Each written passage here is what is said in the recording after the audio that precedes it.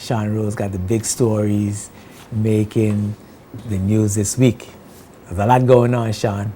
Greetings, viewers. Greetings, Edgerenka. A lot going on indeed. Yes. And speaking of a lot, the Territory's 2016 budget is a lot more than it was in 2015. It was in the region of $311 million in 2015. Now we're hearing it's $330.8 million. Signs of a growing and expanding economy, one may say. Premier Dr. Orlando Smith, he delivered the 2016 budget address on February 8th at the 7th sitting of the House of Assembly. And to many people, it was a mixture of great things to come and also tax increases and so forth. So let's focus on some of the key aspects of that presentation, looking particularly at the picture that the Premier painted in terms of the local and the geopolitical situation, let's say about a year ago, as he puts it, and of course taking into context that we had the financial meltdown in 2007, and many politicians in the Caribbean tend to use that as a benchmark for where we are now. The Premier basically said we have had a number of issues, such as health issues, Ebola and so forth, and those things affected travel, much scares in relation to terrorism and so forth. And he's basically suggesting that he has brought the Territory from that stage to where we are now, and is probably saying to his NDP administration, we've done well, and the Territory ought to be commending the administration for what they have done. So let's hear him as he basically outlines what he did within the last couple of years leading up to this particular budget. At home, we took steps to address the Territory's aging or non-existent infrastructure, which we saw as the foundation upon which its future development would sit. Accordingly, we gave investments into this infrastructure the highest priority. We also contributed to the reserves, which now stand at $49.8 million, to allow us a greater level of autonomy within the borrowing guidelines agreed with Her Majesty's government. We were completing a new hospital, which was opened in December of 2014, at a total cost of $100 million plus. The extension of the cruise pier and the pier park were in full swing. We started a mini hospital at Virgin Gorda at a cost estimate of $6.5 million. We completed the actions precedent to forging ahead with the Bywater contract for sewage treatment and water production. We started the largest public works in the history of the Territory by improving our roads, sidewalks, and bridges. We opened an office in Hong Kong to protect our market share in the Far East, and we continued our investigations into the extension of the runway at the T.B. Lethem International Airport. Madam Speaker, these initiatives required a significant allocation from the national budget. They were deliberate, they were costly but necessary, and you would agree with me that it was money well spent. That is how we have chosen to use some of the revenue paid into the Treasury, and I dare anyone to say that this money was wasted. The Premier is daring anyone to say that the money spent on that infrastructural development across the Territory was wasted. Of course, we have heard some pushback to the budget address. We've heard members of the opposition saying that, yes, monies have been wasted, and most of the references have been pointed towards the Tortola Pier Park and Cruise Pier expansion project. However, the Premier also pointed out, in relation to concerns about the state of the Territory's finances, that the Consolidated Fund, combined with the Development Fund, the Reserve Fund, and other funds, takes the Territory's cash assets to just over $71 million, as he puts it, over $71 million. Basically saying the Territory is not broke and there is no need for concern or alarm. However, with respect to concerns, Honorable Andrew Foy, representative for the 1st District and of course opposition member in the House of Assembly, he's suggesting that the government, the Dr. Orlando Smith administration, is taxing its way to prosperity. Let's hear him in this audio recording right after the budget address on Monday, February 8th. The contents of the budget shows that we have some challenges ahead. But I also noticed with keen interest that most of the budget was centered around increasing revenue through increase in fees and taxes. And one of the things that I note for sure is that a government that seeks to tax its way to prosperity is like a man standing in a bucket and seeks to lift himself to a higher place. So I don't want to be negative, but to come now to tell the citizens that we're going to raise more revenue by getting more from you in a time when most people have less than they have ever had in their life, and even in the country, because we had the financial secretary a few weeks ago on one of the media's stating that this is the tightest that it has ever been, which says a lot. So we cannot have anyone making mistakes and then financial mistakes with the people's money and then come back and tell the people, look, I want you to compensate for it now by paying more taxes and paying higher fees. I'm not sure what financial mistakes the member is referring to. I did ask him, but he had to go back inside to the resumption of the House of Assembly on Monday, and promises that we're going to get deeper into these issues. Of course, on the flip side, we had a premier saying that all is well, 71 million and more in the territories, well, at least in terms of the territory's financial assets, not all in the consolidated fund. And that seems to be one of the areas of concern for many people when they heard a couple of weeks ago, or just about a week ago, that the territory has, or had then, around the $6 million in the consolidated fund. And maybe that created some concern for some people, not recognizing, of course, that the consolidated fund is like a seesaw, seeing that, of course, it is the government's main bank account. And the government literally has an ATM card, withdrawing money ever so often to pay bills, pay salaries and so forth. And ever so often, of course, monies go back in. So there is always going to be a constant changing in terms of the balance in the consolidated fund. Well, it's interesting, Sean. I'm wondering if we were able to determine what percentage of the budget was from tax increases. Is there anything? Well, you're saying was. Remember, this is projections for 2050, right? But the member for the Forest District, yes, is saying taxing the way to prosperity, right? And it appears as though a considerable portion of the budget is based on increased taxes. And I was just wondering what that figure was. One of the things that troubles me, yes, about the statements that are made in the House of Assembly and in the media is that there's a lot of anecdotal statement, a lot of storytelling. Right. You don't hear things like, well, according to the Central Statistics Office, we have 2% of the budget that is new taxes, or we have a tax base of 30%. You don't get data by which you can make intelligent, informed comparison, decision, form an intelligent opinion. It's a lot of storytelling. And you remind me of the Deputy Governor, Vianney Archibald, who said recently that even from her own experience, she has had difficulty obtaining data, hardcore data. Yes. And that has been a topic of many of our discussions here in terms of accessing information. The information is public. It ought not to be treated as a private because it is within a particular government agency or in the hand or on the desk of a particular manager or what have you. But in terms of the revenue, the projections, the Premier says 330.8 million, and on the recurrent expenditure side, government is expecting to spend 286.5 million. There's a recurrent surplus of 29.3 million, and some 12.4 million will go towards debt servicing. Another 21.1 million will be sourced from loans that are already approved.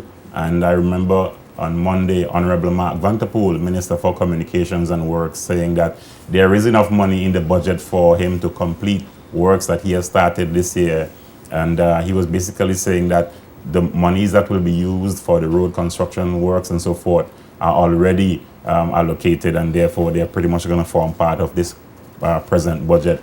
So in terms of the expected revenue from tax increases and so forth. What we can go by at the moment is the projection the Premier gave, in that he said that based on the estimates in terms of the reviews to the work permit structure and a couple of changes, they're going to make changes within the fees and taxes.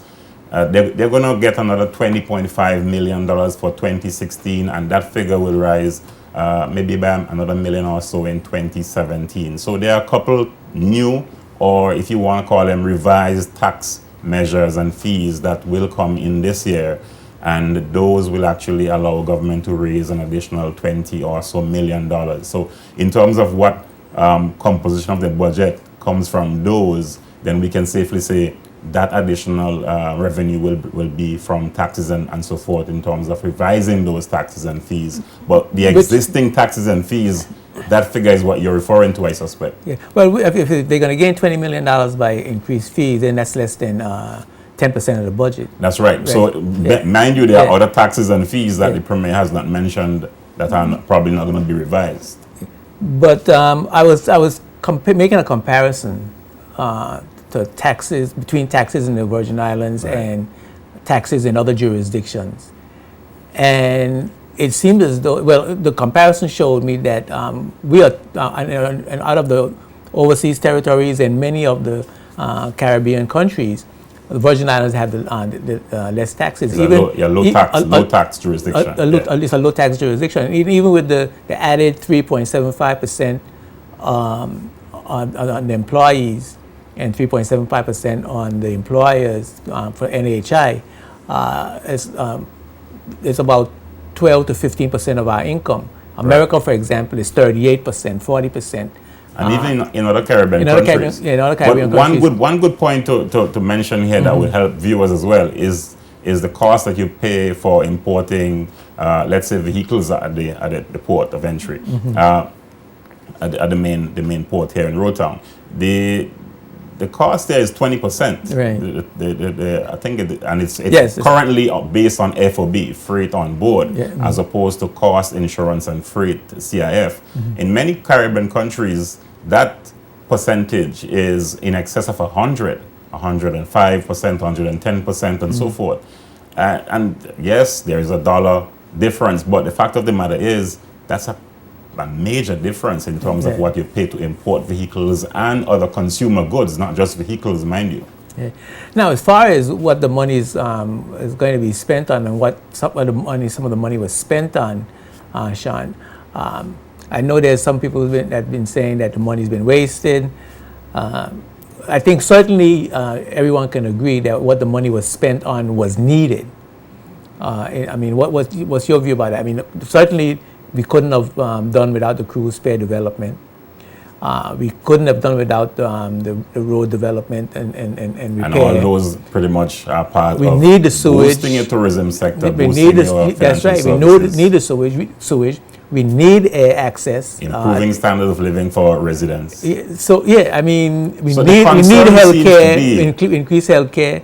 Yes. So I think what the government, if there's some overage, not if there is some overage on some of the projects, I'm sure that explanations will be forthcoming on that. I think the public needs to know those overages need to be justified. Right. For the and public. probably not just after the fact, if we may say it that way.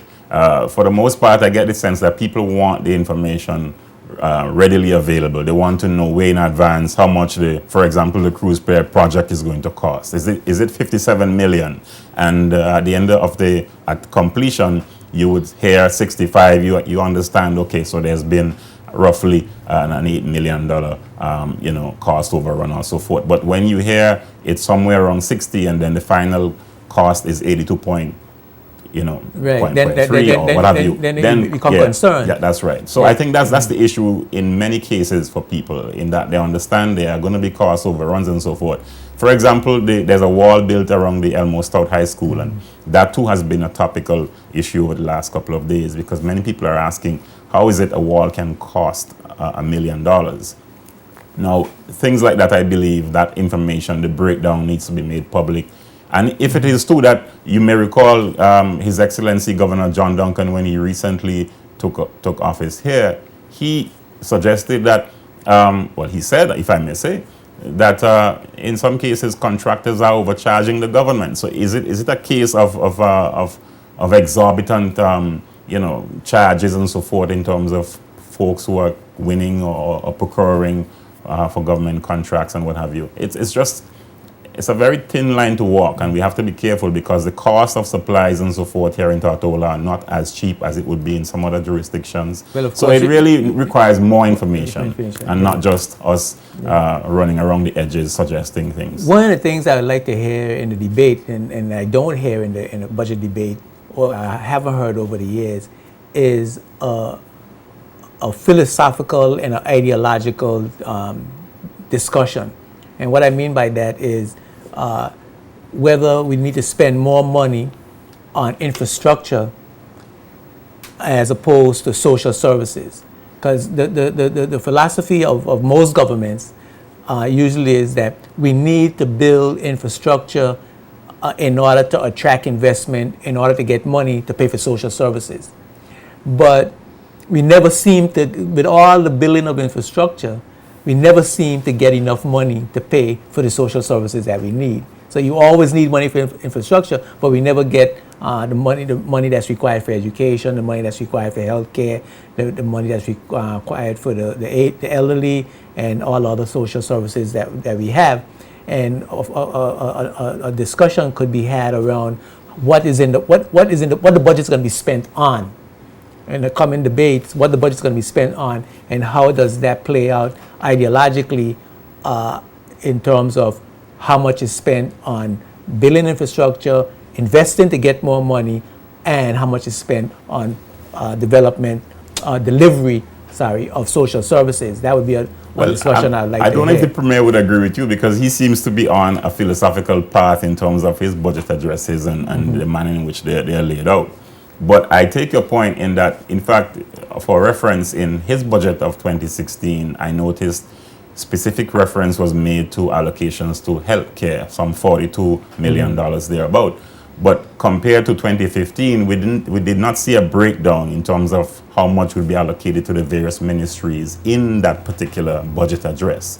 I'm not saying it is not there, but it is not in the budget address in the manner in which it was laid out last year. So that too, I can see where you're going in terms of really giving the public a clearer idea of how the monies would be allocated and the direction in which the territory is likely to move in terms of the philosophical approach that you're mentioning. And also from an economic standpoint, I think too that people need more information along these lines to more or less go along with the budget presentation, so they get a better understanding, a balanced understanding as well of how things are, and not just the song sheet of the ruling administration or that of the opposing party in the House of Assembly. We would like to know what the priorities are. Yes, pretty much, yes. Yeah. Well, I'm looking forward to the budget debate, in regarding the allocation of the funds of the budget, and see where that plays out. And I'm always looking, of course, into health, allocations for health, and allocations for education. Those are my favorite topics. Well, looking forward to the debate as well. And again, I expect to hear more from the opposition and more specifics, of course, from both sides, especially in terms of the charges from the opposition bench saying, why are you taking more money from people at this time when they have less? I think we need to expound on those areas some more. I like to hear more of a constructive debate as opposed to a destructive debate. I think that well, I think all debates are meant to be constructive, don't you think? Well, no, I don't. I well, think I hope so. this one has been. I don't think that all are meant to be constructive. I think Yes. some are meant to be destructive. But I think for us as a territory and regarding unity of the population, that we need to have meaningful discussion and constructive criticism That and result-oriented as well, yes? that are result-oriented, that gives a sense of direction, whether it's a difference of opinion as to what the direction might be, but have well thought out and meaningful discussions around those ideas. That's what I'm looking forward to in the upcoming debate. I'm sure many people are doing the same. You're welcome. Great story there, Sean. We're looking forward to have that come up in the near future.